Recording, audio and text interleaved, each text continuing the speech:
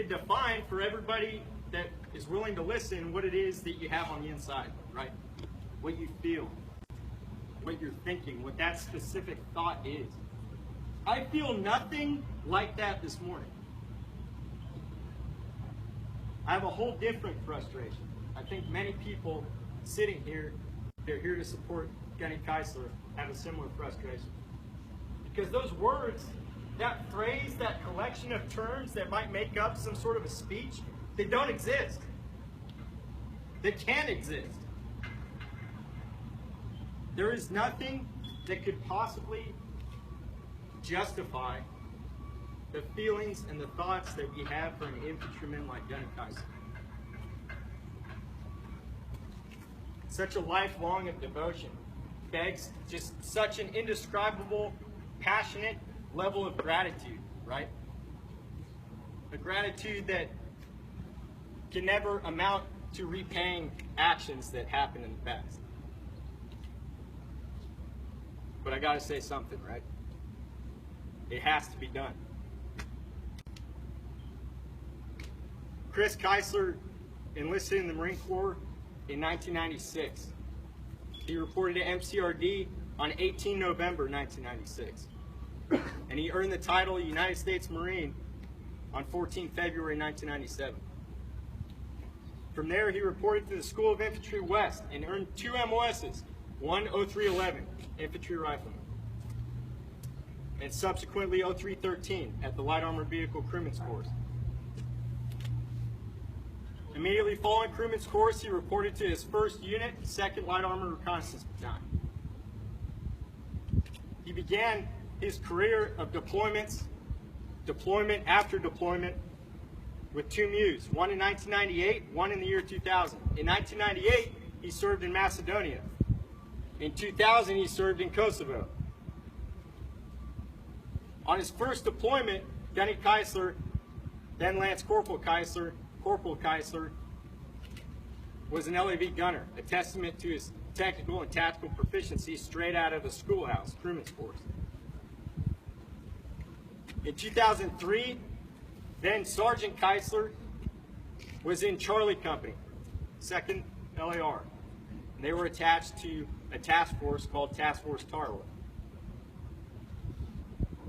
And Task Force Tarawa was the lead task force in the initial invasion of Iraq. Sergeant Keisler at the time was a vehicle commander. He was the point vehicle commander in Task Force Tarawa, the first vehicle for a task force nearly 10,000 Marines strong. He fought in battles such as An Nasiriyah and was awarded for his heroic actions with the Navy and Marine Corps Commendation Medal with Valor at the conclusion of that deployment. He returned back to the States, 2nd LAR, and he jumped on the very next deployment with his sister company in the fall of 2004, Apache Company. They deployed and were based out of Camp Bahariya and fought in such cities such as Karma and Fallujah. During that deployment, then Staff Sergeant Keisler, served as a platoon sergeant and assumed all duties and responsibilities as platoon commander when his lieutenant was lost in combat.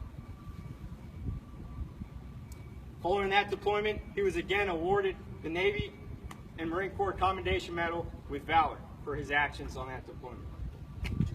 In 2005, Staff Sergeant Keisler reported to the School of Infantry East, where he graduated the Marine Corps Combat Instructor course and subsequently served as a platoon commander at MCT for nearly a year and a half.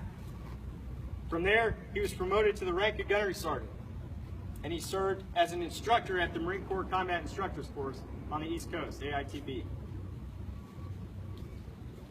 From SOI East, he returned back to 2nd LAR, and he deployed in 2009 to Helmand Province, Afghanistan, where he fought in Kweli Now and Shabu, some of the most southern battles that existed at that time in Afghanistan. For that deployment, he was also awarded for his valor with the Navy and Marine Corps Commendation Medal with me. In 2011, he returned to Helmand Province, again with 2nd LAR, and he fought in Tagaz.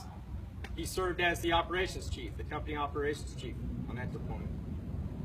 And again, he was awarded with his 4th Navy and Marine Corps Commendation Medal with V.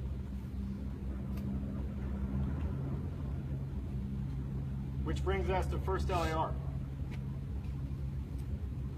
He served in nearly every company as a platoon sergeant, platoon commander, or company ops chief. I met Gunny Keisler as a 1st lieutenant here at 1st LAR. That kind of biography is somewhat of a paraphrase, somewhat of a some sort of a measure of the devotion and dedication that Gunny Keisler has given to us as a Marine Corps and as a country. If there can be any paraphrase for that. It weighs heavy, and I feel extremely blessed to have served with a man so experienced in our profession. It's very rare. It's extremely rare. Gunny Keisler is an infantryman. And I think today, as we respect and we honor him, we might want to talk a little bit about what that means. What does it mean to be an infantryman? What's the mission of the infantryman? To locate, close with, right? To kill. That's the purpose. What a distilled, beautiful purpose in life. To kill. Although it's so distilled, it's not very simple, is it, Gunny? It's not very simple, and it sure as hell ain't easy. But it's something that Gunny Keisler is extremely, extremely good at. I think about such a distilled purpose, and I think about how many professions in this country, in this world today, have such a distilled purpose.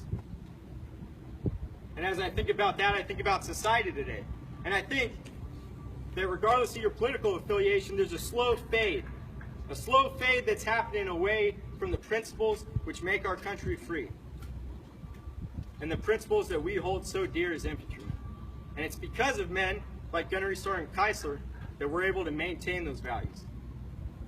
And he's at the spear, he's at the tip of the spear as far as that's concerned. And it's something that I respect you so much for. Because in this profession, there's no room for tact at certain points in time. Because the repercussions for failing at what it is that we do are so dear. Gunny, like I said, there's no words. That's because you never did what you did with words. You did them with actions. And actions cannot be repaid with any type of words that any human could possibly convey.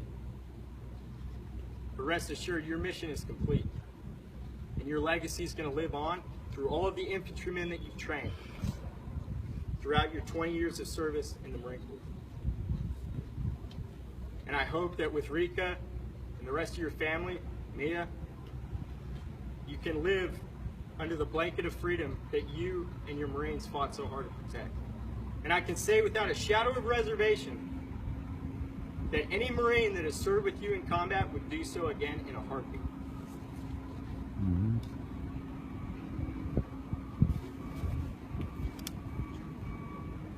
I wish you best of luck in your future endeavors.